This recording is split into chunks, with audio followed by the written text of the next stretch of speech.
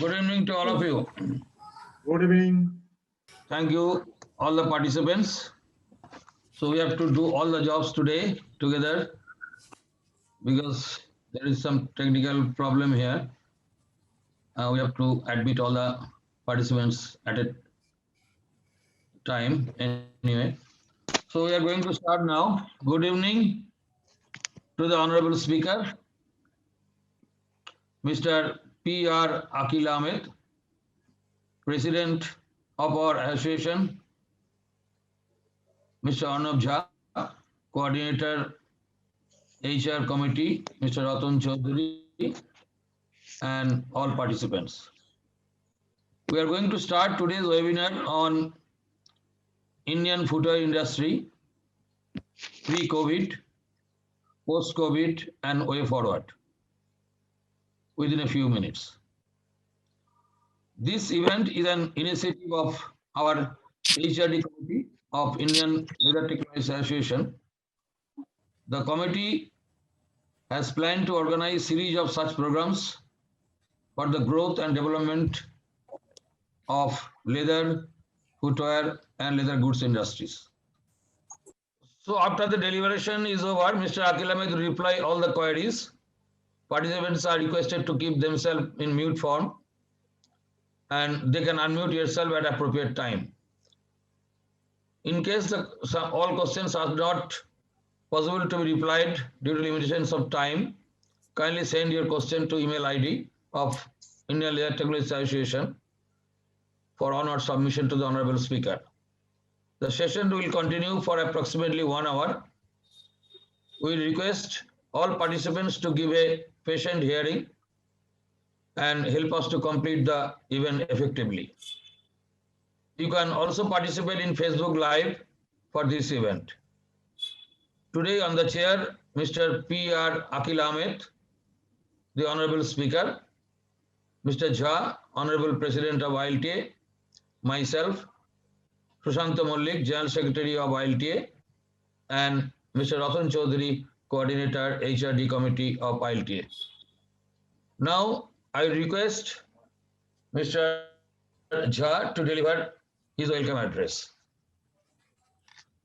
Good evening, Mr. Sushanta Mollik, General Secretary, Indian Leather Technology Association, Mr. Ratan Chaudhary, Coordinator, HRD, Mr. Aqeel Ahmed, Chairman, Council for Leather Exports and Skill Council, and today's Honorable Speaker, members, colleagues, students, friends from industry and other participants.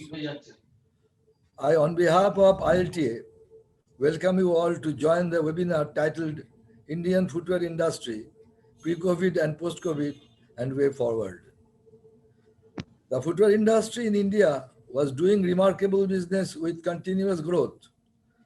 We are the second largest footwear manufacturer and market showed a large number of workmen, approximately 400 per 1,000 pair of shoes, approximately technical and technical intellectuals. The overall leather industry is marked as focus industry, being one of the largest foreign exchange earner, but COVID-19 has sent the industry off track.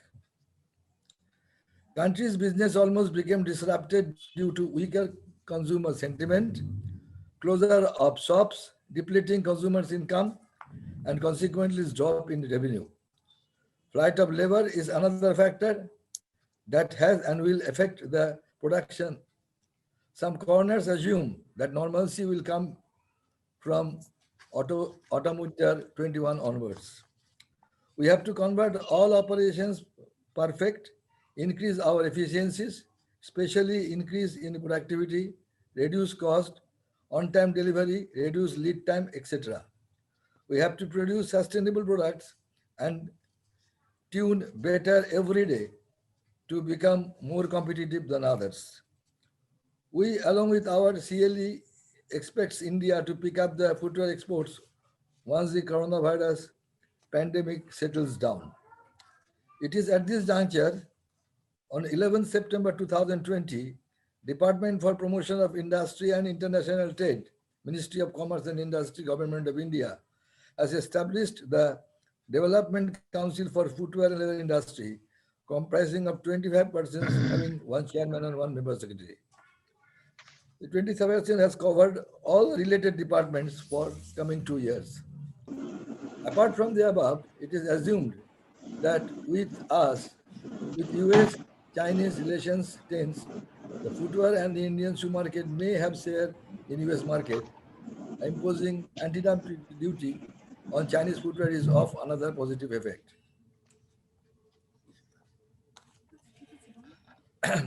India will remain rich in resources with ample of raw material and huge human resources. A lot of people are compared to costly minerals. They need to be properly cleaned and purified. So in spite of comment by Nobel laureate Joseph Stiglitz on post-COVID-19 economy that during the pandemic, big technical will only get bigger, we feel that if properly nurtured, we may prove that Japan got back after devastation and will also go back and become a great power. Anyway, our special thanks to him to spare valuable time to us for agreeing to deliver lecture. With this, I once again welcome you all. Thank you. Thank you, Mr. Jha, for your warm welcome. Now, let me introduce today's honorable speaker. Today, we are fortunate to have with us Mr. Aqeel Ahmed, one of the most dignified personalities of India and one of the top business magnates in leather field. His short profile is he is graduated in business management from Loyola College, Chennai, joined family business in 1984 and established Florence Shoe Company Private Limited in 1995.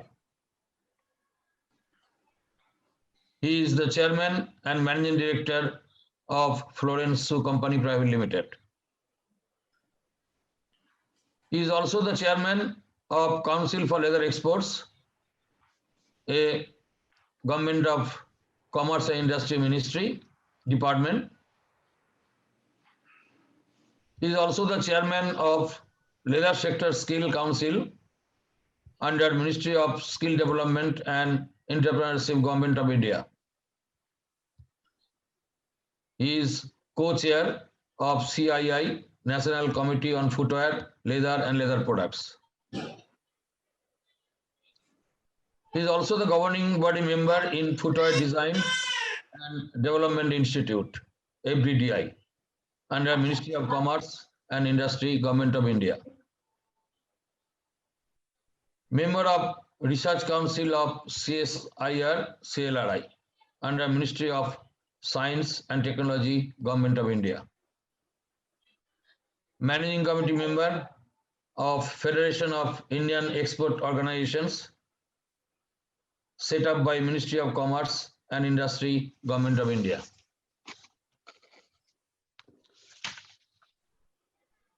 He will deliver a lecture on Indian footwear industry, pre-COVID, post-COVID, and way forward. As you know, growth of leather industry largely depend on growth of footwear industry. And therefore, at this critical situation, due to COVID and threat from imitations of leather, today's webinar will definitely show some positive light with a good prospect for future. I request our honorable speaker, Mr. Aqeel Ahmed, to start his presentation.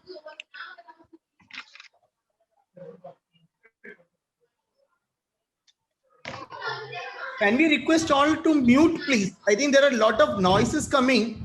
If everybody can mute, we can hear the lecture properly. Thank you, Dr.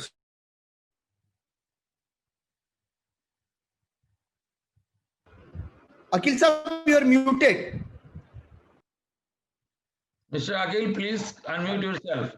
Again, thank you, Doctor, and thank you all, and good evening to everyone, and namaskar. I would like to, first of all, thank ILTA, the member of the IULTCS, for inviting me today to address this wonderful audience and gathering of the scientific society.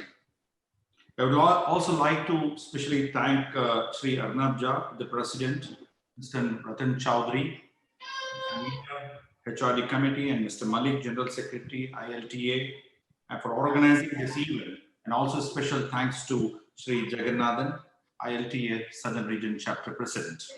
And special thanks to Dr. Sriram, Mr. Selvam, Mr. Vijayan, Yes, input. Vipan, and who all have taken the time to participate today. I'm honored by their presence. Okay. The COVID-19 was declared a pandemic by WHO on March 11, 2020. And one after one, in every continent, in every country, the lockdown started. However, we are very thankful to our Honorable Prime Minister, Sri Narendra Modi ji, for curtailing the spread of this pandemic in a much earlier stage of a country of 1.3 billion. I'm amazed how our government was able to contain the spread with such a huge population. We had actually the least impact country when we took the look at the social media, how it's spreading from one country to another and followed by economic disasters. This pandemic is a very health crisis, economic crisis. The world has never seen in the last 100 years. Since March 2020, our industry has been facing a very, very tough situation and difficulties with the cancellations. You know, our exporters, last export of $1 billion, and my own exports have come down drastically. And shipments were put on hold. The goods were exported earlier were unpaid. There's some disturbances coming, I suppose. I think about 7 or 8 people are not muted. I think they should mute themselves. Yeah, sir, please, everybody, please keep yourself mute.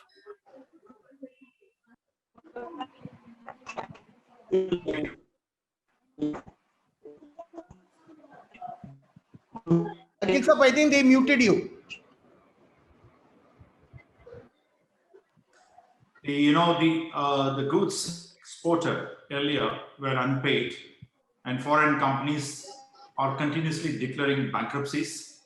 Indian banks were asking repayment of the loans, packing credit.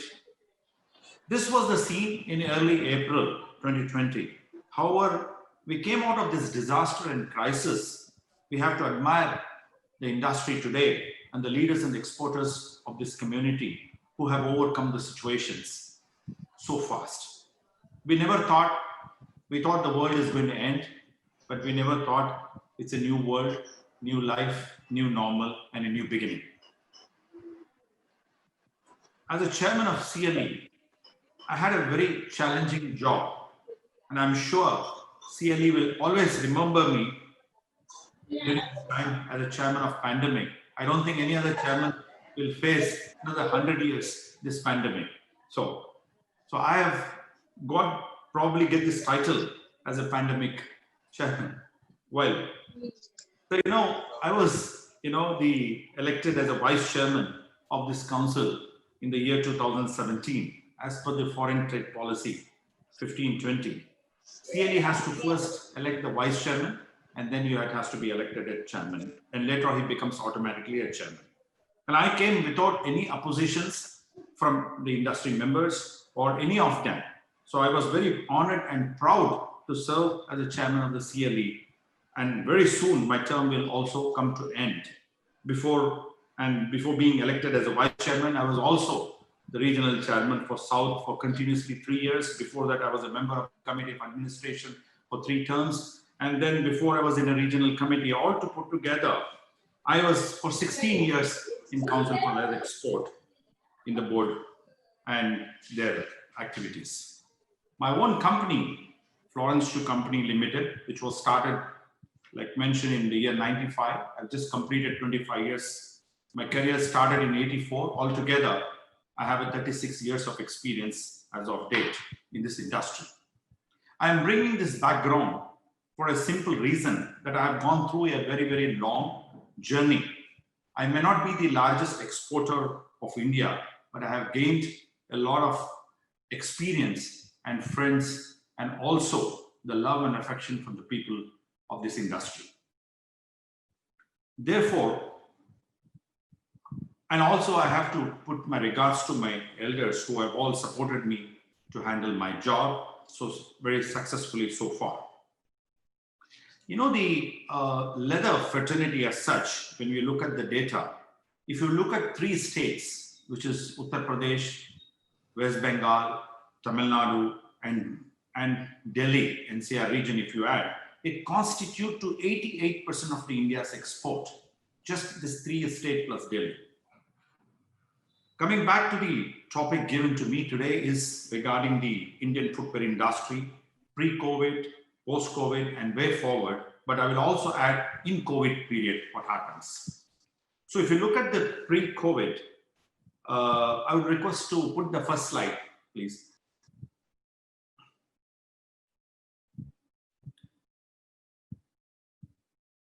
Let's begin with the pre-COVID, last 4 years. Are you able to get it, sir? Mr. Malik?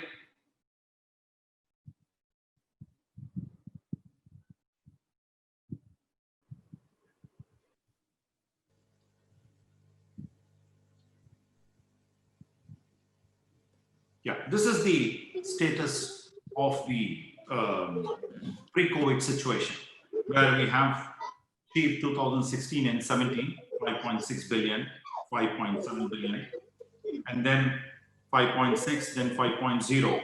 But the last 5 billion we achieved, we should have done more. But this is due to the lockdown announced by the government. And especially every year, you all know that the shipments are accumulated, or we try to push as much as possible to achieve the target and also to get the awards and so on. But unfortunately, we end up the export with 5 billion. I'm not going to the specific product segment, but this is the overall what the industry is about earlier to the pandemic situation. Now, during this period from 2016 to 2020, we had made approximately 89 marketing events. We did it, and 27 countries we traveled, which includes participation in the fairs and organizing buyer-seller reverse buyer-seller and also organizing the sourcing delegation, sourcing meet. So there has been a very hectic activities, and this was not easy to maintain 5.6, 5.7 billions, and especially in a time of difficulties, especially with a strong competition from the Asian countries. And same way, we were planning in a large marketing campaign for 2021. More than 25 events, we got it approved, planned for the year 2021, covering all continents, from MSME exporters to the world. And I was literally packed my baggage ready to travel, and my diaries were full for the next 12 months, including selling, sourcing raw material, Latin American, CIS countries. We charted out the plan with conveners, including Mr. Sondi, I think probably is here. We made 3 sourcing plan trips, and also Mr. Motilal, we planned a trip to America for the leather goods garments business. And therefore, we had planned the whole way 2021, but unfortunately, this pandemic has put us all back to our seats, and we could not continue our campaign for growth and export potentials. In the pre-COVID, the country was getting into a very good positions. We were expecting at least 78% growth every year, and we were hoping of achieving 6.2 billion exports by 2021.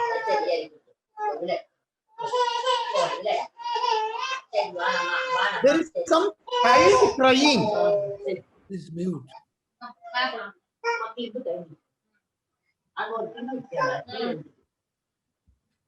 May I request the host to mute all accept the speaker.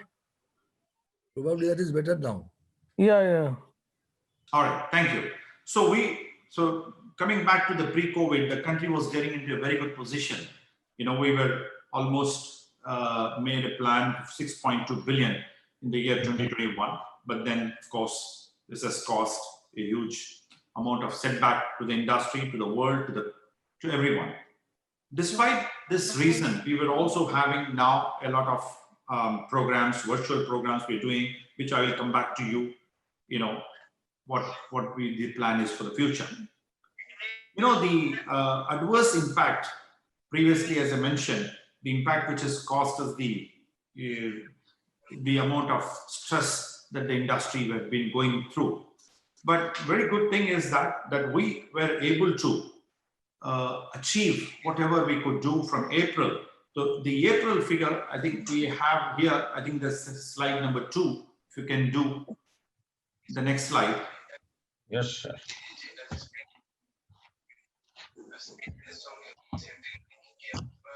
Yeah.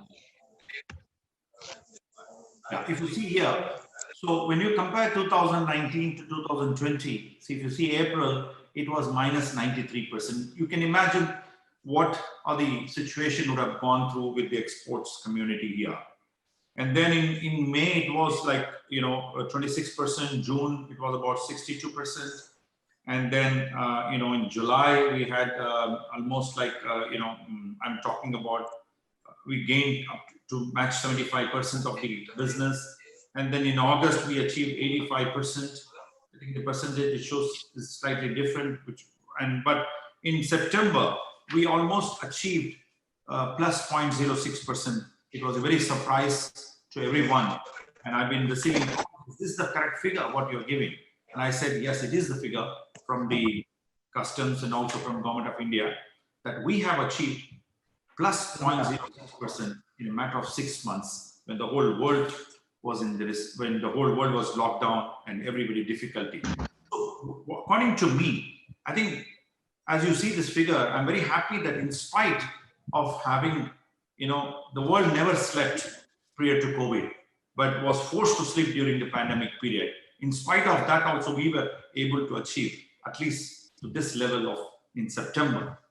And the business has changed the model. For example, that pandemic was helpful in some segments and some segments impacted. Like if you talk to the children's shoe manufacturers, athletic segments, they were fairly doing well. And I also say that also the luck has played a big role in this pandemic situation. And therefore, it's not all the business which has got impacted. And there are a few areas of the business which was not affected. I don't know how come, but I also double checked with the other industry about the children clothing industry. And they were also saying that some of the buyers were asking to ship by air. So much of demand for athletic and casual. This is because of work from home and being at home. There is a new normal which is coming home. Even if you see the recent GO issued by the state government, central government, they encourage more and more people to work from home. When you work from home, you will of course be not wearing your shoes, but slippers, casual dress. Therefore, our business have been affected. I'm dressed so well today just to address this gathering, but normally when you don't see people, you are very casually dressed. Therefore, a shifting of business from formal to casual and a sneaker is not actually very difficult. We could always do this, the changeover as the earliest, which I'm sure the industry is catching up with the new demand, with the new lifestyle, and with the new product. Now, as I mentioned, the pandemic, has not even spared anyone, including me, and I've been most affected during this period. But still, I'm very happy that it has brought a lot of change in my attitude, my business, and everything came to a level where I have already started writing a book, small book I was writing. What are the mistakes I have did in the pre-COVID time and what I have to do for the future. And this exercise will give me at least some sort of knowledge, some sort of thing that I can avoid in the future and work the business very successfully to counter any kind of crisis in the future. Despite this pandemic, our country have really witnessed the highest recovery rate. And if you see the rebound which has happened recently, you would have seen in the newspapers, the GST collection is the highest. E-way generation in September is drawn to the maximum. Exports have increased. Sorry, exports are just with overall export, if you see, is -5%. Imports have drastically reduced by 35 to 40%. India as a country has shown the world that we have a strong economy capable of rebounding much faster than anything. If you see even yesterday's newspaper, it mentioned that economists were surprised that with the rebound of the Indian economy. Going forward, we can imagine that with this vaccine, the pandemic will end, world will rebound. And I think we should be well prepared to take that opportunity as early as possible before any other Asian countries take that opportunity. I think this is going to be very normal in the next 3 to 4 months. I don't believe in the year 2020, 2021 or 2019. I think it has got no, people are still waiting that another 30 days to go for this pandemic. I don't think so, but I think the good times are ahead, and I'm sure that we will catch up the business that we lost. The fourth industrial revolution, which has already begun, is with the digital economy already. And I have done nearly 90 webinars, and I have traveled to almost, digitally I have traveled to probably 5 continents and 15 countries, and also have done about 8 months of sitting at home and office. What I wanted to achieve, I've been trying to get into the business and also to help the members to market digitally. So digital economy, which has picked up, and I have to also thank here our Honorable Prime Minister. See, the India launched 2015. I don't know many of you know or not. 2015 is a year where India launched digital economy. And that is why we are so successful today, that with this digitalization, and we are able to use the internet, we are able to transfer the money, we are sitting at home and do every transaction. You know, there is a record which shows that today 45% of the world population use the internet facility. You can imagine going forward, without an internet, we will not have a life. So therefore, the new technology, which has been the industrial revolution, which we are seeing today, and also home buying, also e-sales, everything is happening through internet today. As a part of our efforts to collaborate with the various trade associations, we also have signed with the agreement with the US Fashion Industry Association to boost India's export and also brand, made in India brand all over the world. This is a part of what has happened during past and also during the COVID time, how we came. The biggest challenge is the post-COVID. And I think I cannot predict what will happen, but I can see the difference that has to be understood and derived is between the pre-COVID and the post-COVID. In the pre-COVID, our approaches were traditional. That we are traditional companies, traditional business, traditional products. This cannot continue. I think we have to be very, very aggressive, and also to compete with the Asian countries like Indonesia, Thailand, and also China, Vietnam, Bangladesh. We have to compete with them at any cost in order to gain the momentum in our country, and also to increase our exports by at least 7 billion in the next 1.5 years time. And basically as far as the way forward, I look, the environment is going to be a biggest challenge. The industry has been invested with 2,600 crores. You can put the slide number 4 if you, I have skipped one, slide 3, you can put slide number 4. These are the events that we did. Yes, this is the package that we got during the period between 2017 and 21 in the last 3 years. And this was a package which was never earlier given to the industry. And we are very, very fortunate that 2,600 crores, which is not given to any other industry other than the leather industry. And this is a very good thing that has happened to us. And especially in terms of tannery modernization, innovation, and environmental issues, 782 crores were given. And I have to thank, without CLRI support, this would not have happened. They are the body, and also the FDDI for the footwear, or the authorities to approve these projects before it's being sent to the Ministry of Commerce and Industry, and especially additional incentives and all that. So in addition to that, and I think you can go to the next slides, which says, which are the 4,000, next slides, yeah.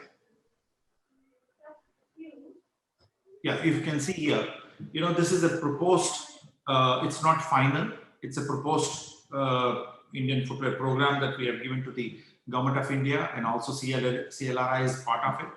And if you see that the next one is 1,000 crores allocation would be made against total of 4,200, and I'm also requesting for a little more to 4,800 crores. And let's hope what happens. But what I wanted to urge the technical community, CLRI, who are all based here, how are we going to spend this 1,000 crores in the technology upgradation? And in this connection, the environment is going to be most challenging. The reason why I'm saying is that if you're going to grow your export to 7 billion, so you need modernization, you need tanneries, and you need environmental protection to be taken care of very strongly to avoid any issues pertaining. And therefore, the government is supporting us, and already they have supported crores. And now with this 1,000 crores and a total of 4,200 crores, we have a great future in this industry. And also, how are we going to way forward? There are a couple of opportunities that we need to create before we take this post-COVID challenges and also the business, which is including, you know, the mega leather footwear clusters, which has to be established, which is going to come in Uttar Pradesh, Ramayapur district. And this is one cluster which DEP has gone, and also in Bargur, Tamil Nadu. Also, we have sent a proposal, and back in the IFCOMA meeting, Shri Anil Agarwal, the Joint Secretary, mentioned that both have been acknowledged and sure that the principal approval will be given. And I have also told the ministry that, you see, now we cannot wait for the pandemic to be over or the opportunity, wait for the opportunity. Instead, we must have these two cluster ready, and also another cluster will come soon, so that we are ready to face the requirement. The world is going to rebound faster. We should have the capacity. Without a capacity, I don't think that we'll be able to achieve the export what we wanted to achieve in the next couple of years, and beat, of course, China, Vietnam, Indonesia, Bangladesh, and India should become the #1 exporting country to the world. And also, you know, I was very happy to see the Calcutta Leather Complex, which is one of the best in the world today. And also, you know, the successful stories which I'm seeing there, and the new second phase which is being established is also thanks to the Calcutta Complex. And also I have to admire here Mr. Imran Khan, who has done a wonderful job in making this leather community a very proud, so that, you know, the investment can happen there for the tanneries, which is very, very important for the growth of the economy in the country and the industry. Today, we got in a very efficient, talented, and dedicated, the young director of CLRI, you know, Dr. Sriram, with whom the CLE is working together as one organization, technical and commercial, so that we will take these challenges going forward post-pandemic. And there are a lot of issues. I don't think we have enough time left to prepare that opportunity to be taken, both in the environmental, both in the technology, and both in the expansion, financial, everything that we need to work together to achieve the $7 billion export, which I'm very confident of that.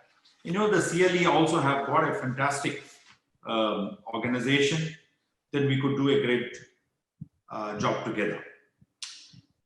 One thing came into my mind today when I was thinking about this meeting, that Indians across the globe, at least 24 to 26% of the workforce in a leading position in the US companies and European companies, and mostly US companies. Indians are running the world today. And I'm very happy to see, you know, even I would have seen today in the media, it came that CEO of Bata has been appointed as a global CEO. Why I'm bringing this is the reason, and also the Relaxo has done extremely happy to the industry here by becoming one of the largest manufacturers. Why I bring this is that similarly, the Indian technicians today, the technologies in your association and the CLRI have produced today all over the world. We can see in China, mostly if you see, there are more than 300, 400 technicians are stationed in China who are running their production there. And in many other countries, our Indians are running the tanning industry today. And I'm very proud, and I have to congratulate you. I'm not a technologist, I'm just a simple graduate, a BCom graduate from Loyola College, but I have the highest respect for the technology, because without your scientific society, without your scientific background, support, the industry would not have come where we are today standing. With the new technologies and also going forward, how we utilize this 4,200 crores and how do we tackle our exports for the future. China wants the world to be reliant on China. China wants the world to be reliant only on China. And at the same time, China does not want to be reliant on the world. How is it fair? So this is why that India has a great opportunity today in footwear, in any product, if you say that the world is looking at our country today and how we take this opportunity. For example, I have just got a slide for you on the RCEP. The next slide, please, slide number 6.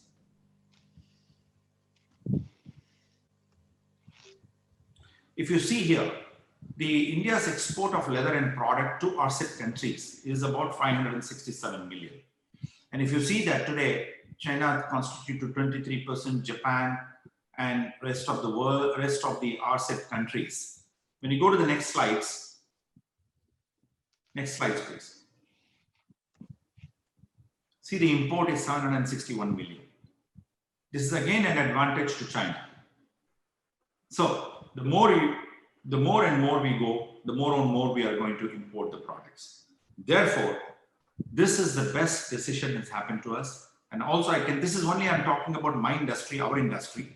If you see this one, so it's not going to impact because already there is FTAs or with different countries, and I'm sure that's not going to impact much. But at the same time, this constitute to approximately RCEP countries is constitute about 10% of the India's export constitute to this RCEP countries, which are as above.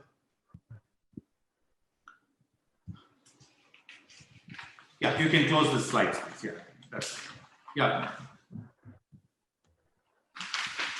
Now coming back to the the major one of the concerns that we have, and I was also speaking to Mr. Jagannathan, is also was speaking to Director CLRI that the leather mark. When I was in the ministry a few weeks back, last month, they asked me, why are you not pursuing still with the leather mark? As you know, that new law were imposed in Italy on the May 28, 2020, the deceptive use of the term leather. So which means that this also has to be implemented in our country. And I think this we need to strongly pray, because many of the consumer or anybody going to the shop, they do not know whether it's a genuine leather or an artificial leather, because we do not have a leather mark. As you know that leather footwear is constitute to 37% of the global import of footwear in value term. But as a country and as a council, we are not only promoting leather, we are also promoting the non-leather footwear and also the exports in these segments. But unfortunately, what happens is that the non-leather is more consumed locally and the export are much less than 5% when you compare to the leather footwear. So we also have an opportunity for non-leather, and I think CLRI is also doing even the research on the non-leather products. And also I have to congratulate the CLRI here for bringing the new BIS norms, and also with the sizing, which I want to go in the next one. But as a country, also like coming back to Italy, where I mentioned was that, see, the Italy exports $3.7 billion worth in 2019. And we exported only about $500 million in 2019. Therefore, we have a great opportunity to export just the finished leather alone, in addition to the products. So leather business has a huge opportunity. When Italy is such a small country without animal population can export 3.7 billion with value additions, and India can do a wonderful export of finished leather and leather in the years to come, and especially when you have to grow our businesses both in the leather, non-leather, footwear, product, we need to drive a policy where we could get this 7 billion as early as possible. You know, with 1.3 billion people across India, the footwear sizing, we are still following a French size, English size, American size. The government of India has come, again given to the CLRI, a task to do to make India as a own sizing. So this will be a great deal for comfort and safety to our consumer, to all of us once it's done. So there are a lot of things happening. The BAS norms was never a norm. So Chinese could dump and all the substandard product can be made. But now the government is given certain time to implement a standard, and which is very, very required for our country, so that, you know, the non-barrier tariff can be looked into it, because simply by importing the duty, increasing the duty, it doesn't solve. We also have to have a domestic discipline and also an import discipline.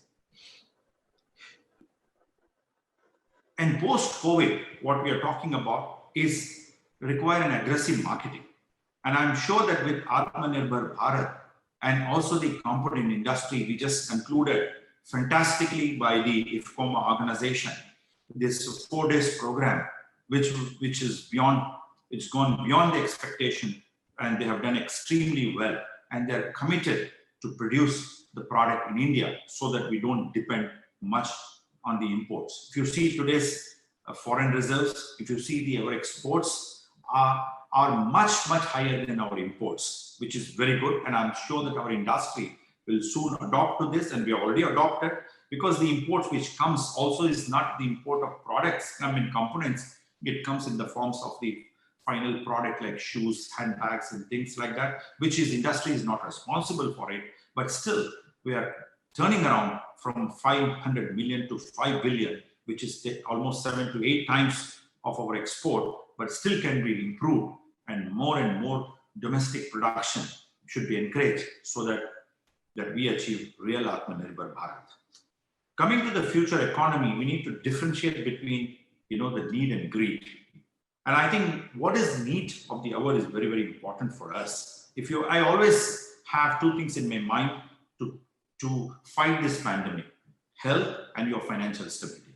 You know, if your immune system is good, you can always overcome. And similarly, your financial stability, I'm not referring to the businesses, but even in individual capacity, if you had a discipline in life of spending, reserves, and living example, then I'm sure that pandemic is not a crisis for all of us. We could easily come out as soon as possible. You know, the various reforms which has taken place, and especially I'm talking about the post-COVID, what is going to happen. You know, the new labor reforms which is announced by the government of India. I think most of the state will adopt this reforms, which will give more opportunity to the manufacturers and more employment generation. Like we have seen in the GST, we have seen in the demonetization, now we are seeing in the labor reforms. There are many things, good things happening. We are seeing now with, you know, with the industry, which I was mentioned about the Bureau of Indian standardization, sizing, a lot of activities which is happening. You know, the last thing which I also mentioned in the earlier thing is the Niti Aayog. You know, Niti Aayog, which was established in the year 2015 by the government of India, is a think tank of the government of India. You know, when we emerge in 2022, India will be a new India and will celebrate 75 years of independence. And there is a beautiful policy has been written. You can also Google and see. And you know, if anyone wants, I can help you to send you the 2022 what India will be. If you see this opportunity which government of India has brought for all of us, and I'm very confident that India will emerge as one of the most successful country for exports. And at this point also, I have to, you know, acknowledge and thank, you know, the Council for Leather Exports, especially the various regional chairmen. You know, they have done a fantastic job in COVID and also planning for the future, starting with Mr. Israr Ahmed, the regional South, Mr. Puran Dawar, you know, the regional chairman North, Ramesh Kumar Juneja, Regional Chairman East, and Mr. Naresh Basim, Regional Number West, and Javed Iqbal from Central Region have been a fantastic support to Council for Leather Export. I have to put in record that they have given me and the industry a great amount of support to face these challenges now and also the future. And especially, the Vice Chairman for Council for Leather Export will very soon have Mr. Sanjay Lekha, who will be the automatic next chairman of this council, whom we have also great admiration and support that he has given. And one thing, Mr. Selvam, I think is also here. He's our executive director, as an IS officer. And, with him and with Mr. Sriram and with industry, he's in a very, very good hands. And I'm sure that we all will bring, and they will bring a good future to this industry. Finally, as a chairman CLE, I always believed in history as a personality. When we have survived for 100 years, I have personally been, like I said, mentioned 36 years of my experience. I have seen how my companies have failed earlier and how we have, lost the business, but everything can be overcome. And I'm sure that with this, there's no doubt that in the minds of the technologists and the businessmen, we should take it out that there is no future in this industry. Many people ask the question whether this industry will survive. I always say that I believe that it will survive forever. And I'm sure that we'll have a great future to fight every day in this business. There is the last thing I just wanted to mention. There is a saying that every teacher once was a student, every winner once was a loser, every expert once was a beginner, but all of them have crossed the bridge called learning. And this is a learning process that we are going through. And we will aim to continuously learning and strive for the growth of this industry. And we pledge today to our country that India will emerge as the fastest growing economy and the #1 exporter of leather product in an industry. I have a great faith, and thank you all for listening to me. And I'm sure that we will all come out as soon as possible with this pandemic, and we'll physically be meeting each other very soon. Thank you and Jai. Thanks a lot, Dr. Sriram, for your re-entry. Yeah, we are grateful to Mr. Ahmed for his extremely informative and useful deliberation. Now, I request the participants to unmute yourself before asking any question. And after your question is asked, please mute yourself again. Thank you very much. Any question, please? I want to know that why for design purpose outlay is so low, 100 crores only, because design is a very, very important chapter in leather products and footwear.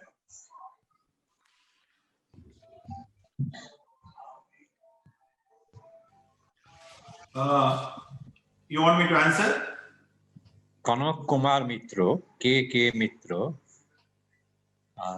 I want to say that in the chart, I studied that in design, in the design purpose, only 100 crore outlay is there.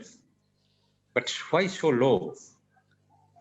Design is very, very important factor in leather products and footwear. If you see the previous one, the brand promotion was given for 90 crores, but unfortunately, there was not even 10% take on this 90 crores outlay. So therefore, now we in the 4,200 crores proposal, this is not the final, this is a proposal, but your point is well taken. And the brand promotion they've given about 100 crores, and design and innovations about 100 crores. This 100 crores is a design and innovation is already there is an institutions. This is not for the individuals to apply. This is for the design institutions. And similarly, when you launch a brand, then they give you the opportunity to go on the foreign market. This is not for the Indian brand. This is for the exports. Yes, then good. Yeah. I think. Aqeel, I want to ask you one question. Fayaz from CLE, do you want to add, or Mr. Selvam can add? If I'm Mr. Aqeel, I want to ask you one question. What Yes. is the impact going to be of the second lockdown, which is happening in Europe? A lot of exporters have already, stopped their production, maybe reduced the number of days working. What is the impact going to be, especially for December, January, and February? See, what happens is you all know that the industry, like earlier days, now is changed into 4 seasons: spring, summer, autumn, winter. And what happened last year? I'll just go back to a little bit. Last, when the pandemic happened in the year, for example, in February they closed down. So our manufacturing goods were produced in October, November, December, which reached Europe and America in January and February. So March they were about to sell those products, and that's what the lockdown happened. And then that impact we already had. We have seen now that plus 0.06% was a backlog which we cleared until September, and October, November we already got minus 14 this time. That's because they had the inventory already in Europe for during the period last year. So this inventory, probably, this is my assumption, that they might use it. But now, which we never expected that this will happen in now November, and I think the world is going, I mean, the Europe is going to open on the 5th of December. So probably they have been closed for 4 weeks, but we have to wait and watch because the Christmas is coming now, and probably the sales will definitely be much better than the earlier time, because even the sentiment was not so high in October and November. Probably once they open on the 5th of December, we have to see, and I can be able to tell you only after the Christmas is over. So that impact, because this production which is now gone for sales is now which is happening. This impact, this you will see after 5 to 6 months, and that we cannot say now unless we see Christmas sale and January. If the vaccine is very good, soon going to come, by 15th, before the Christmas, that's what US President was saying. When it comes, then probably we are in a better position. Thank you, sir. Thank you. No, my question is to Aqeel Ahmed.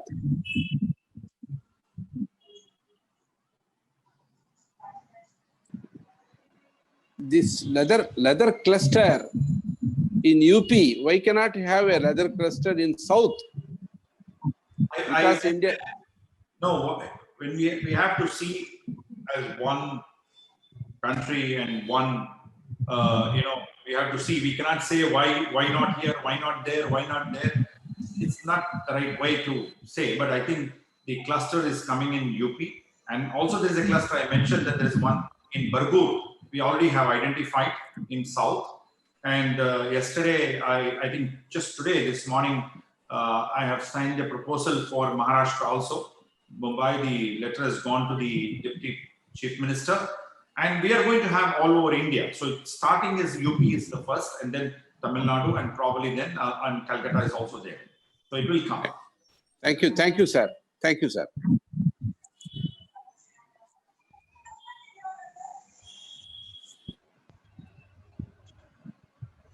Any other question, please?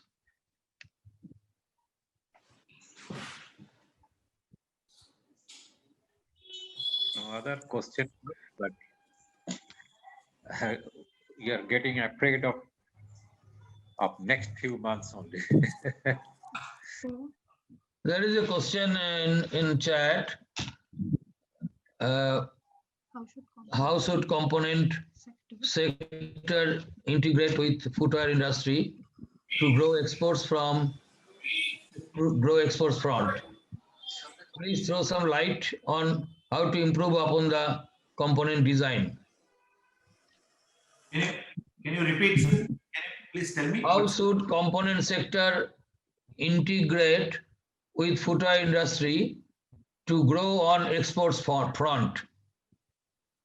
Yes, I fully endorse the view, the component industry, and always have the highest regard for them. And because they are, we have to give hand holding, and therefore industry has to be very closely associated so that we do less and less of imports and more of domestic manufacturing. And this is why I think in just about a few days back, also we, in the conclusion session, it was very clearly mentioned that we are going to merge also in the new cluster which is going to come. It is not confined only to any product segment. It's a complex which will come, and that is the dream that we all have to see in make it a reality. And where we will have the component industry, footwear industry, other garment industry, everything will be in that one cluster. 235 acres in UP and about 100 acres in Tamil Nadu, another 100 acres in Maharashtra, and this is how it's going to be. So definitely they are a part of the whole game changer for the future. I hope, Mr. Sharath, you have got your reply. Anyone else, please?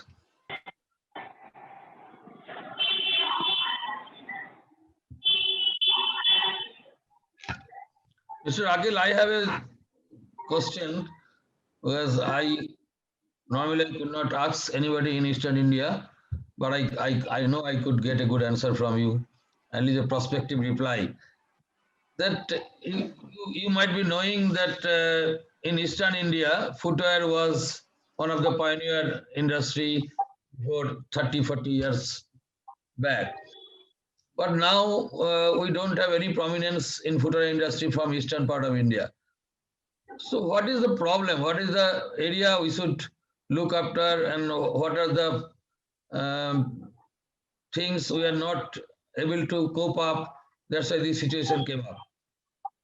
I don't know whether you are aware that more than 50% of the leather goods export happens from Calcutta. I know, but I'm talking about footwear industry. Yeah, I'm coming back to that. Yeah, so for the leather goods, and probably 90% of the leather gloves are made from the Calcutta region. Yes, sir, I know. Every region has certain strength, and it need not necessarily be that everything has to be. We look at as India, then we see the specialization. Like if you see West Bengal today, are really proud that they make one of the largest export of the gloves probably, and then garment, leather goods. So similarly, footwear is divided into, like I said, regions wise in Agra and Ambur and Tamil Nadu, and also some in Maharashtra, some in Delhi region. But it's also because of the location and because of the probably, it was not by choice, but those days when we started the production, we all have emerged from the tannery segment to a footwear segment. And that's how we have gone into this segment. There was no specific reason. I don't have anything. Why not in Calcutta? Why only in Tamil Nadu? But if you see, we should be concerned about that rather than we should see how we business. Yeah, thank you. Thank you. Well, well, can I raise a question, please? Yes, yes. Well, in fact, it is going to be a very contentious one. That is to say that when we're talking about the leather industry, what I have seen from my experience, that presently the gradation of the leather is going down so far the raw materials are concerned. Do you have any plan to upgrade this animal husbandry so that you can get a good input of the raw materials? Of course, we need the new technologies, new machineries, and every details. But as sir, you are one, when you are talking about the gloves industry, it is the very poorest of the poor materials that we are employing. So do you have anything, since you are the chairman of CLE, to think about the animal husbandry so that the feed of our raw materials can be well defined? It's a very good observation that you made, and it has come to our mind. In fact, I would definitely, certainly send you the report, the new animal husbandry, and especially we have secretary, who is Atul Chaturvedi ji. He was the man who actually started the this program of the IFLD initially. And I will definitely send you a paper, because the government is already planning how to make improvement on this area. I think we have not done anything on that, but of course I will also discuss with Dr. Sriram, and I will also share with him and with you the paper which I have just come across from the government. I think that will put all of us also think how we can also help the government. Yeah. Okay. Thank you. And another thing that which comes to mind is, so far the butchering of the animals are concerned, we do have certain stringent policies, and only in 4 to 5 states only the butchering of the cow and other things are allowed. So naturally, when a cattle is going for a natural death, naturally you can't expect a good output from that raw material. Well, it is a very contentious issue, of course. I think I won't be able to answer this now. Yeah, I know also. I am not expecting an answer as well, because it is a very contentious issue. Yeah. Thank you. Thank you. Yes.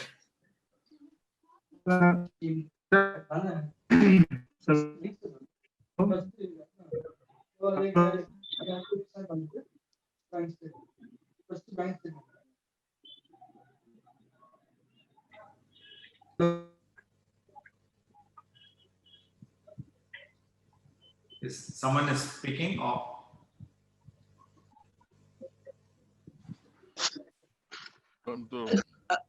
I'm Patrick Lee. Mr. Aqeel Ahmed.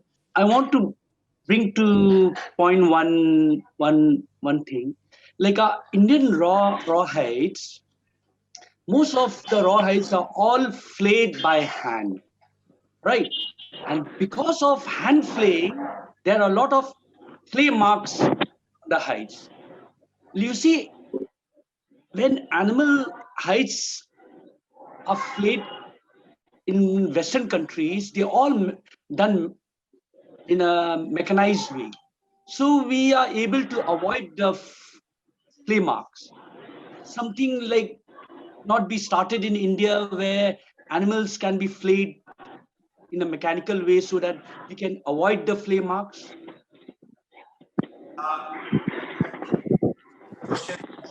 You're more welcome to write to CLE, and Mr. Selvam is here, and I will also take it up. We will take it up with the Animal Husbandry Ministry, and whatever the concerns that we have, and we will whatever the concern that you have, we will definitely be able to pass on to the ministry if there is any specific issues pertaining to the this kind of selection issues, and also pertaining to the animal issues. But 90% of the raw hides are collected on the fallen animals, sir, from the fallen animals. Mr. Selvam is speaking here on Council's behalf. Yes, Mr. Selvam. Sir, we are taking, especially the raw hides in India, we are taking from 90% of the fallen animals, not from the butchered animals, something like that. He's making. But regarding the flaying, that we don't have any uniform standard, anything, sir.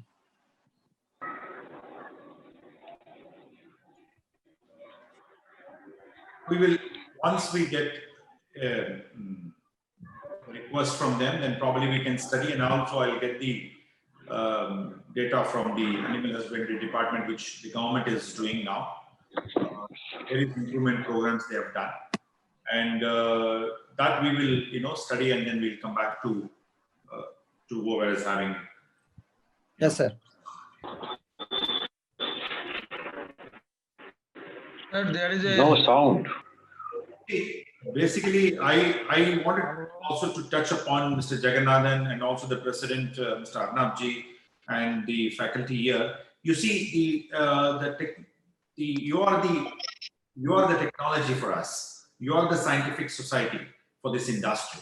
I would request that as a council to work with the CLRA director and come out with the how we are going to come across environmental issues. It's going to be more challenging than anything else for us.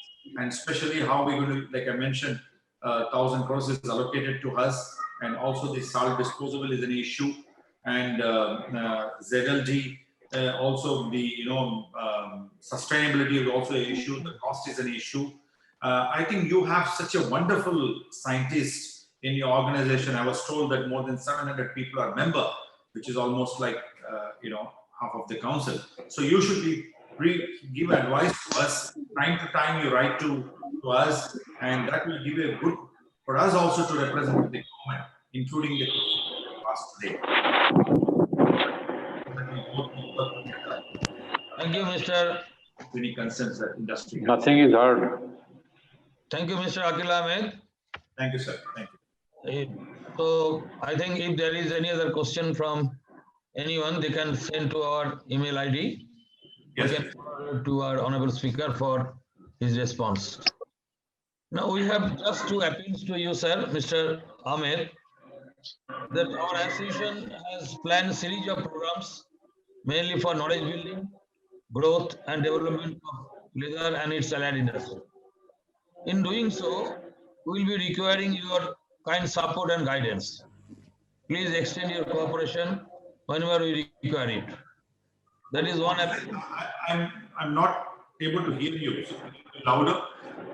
Sorry. That our association has got many activities. Yes.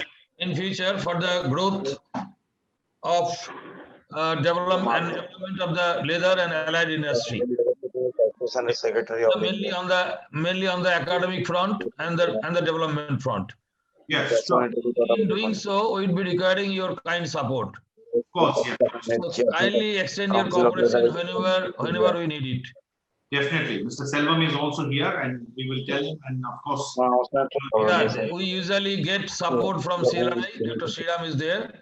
Yes. He always give us lots of supports whenever you ask for anything. He never said no. So I want the same thing we want from CLI as well. Yes, I am also very, very fortunate to meet all of you, and I would like to thank you that you are giving me this opportunity. Sir, second part is, we are publishing one journal which is 70 years old, yes. technical journal. So we want to publish this article in the Jilta in coming months. So if you can give us a printable format of this article, then we'll be grateful. Oh, sure. We will. Yes. So let us conclude with vote of thanks. I request Mr. Ratan Chaudhary, Coordinator HRD Committee, who is doing a remarkable job for the association and for the industry, to deliver his vote of thanks. Thank you, Mr. Aqeel Ahmed and all the participants. Thank you, sir. Good evening. I'm here, Ratan Chaudhary, Coordinator HR. Respected President, General Secretary, Honorable Speaker. Can you hear me? Yes, we can hear you. Yeah. Honorable Speaker and all participants present today evening. First of all, I must express my heartiest thanks to Honorable Speaker for sharing information.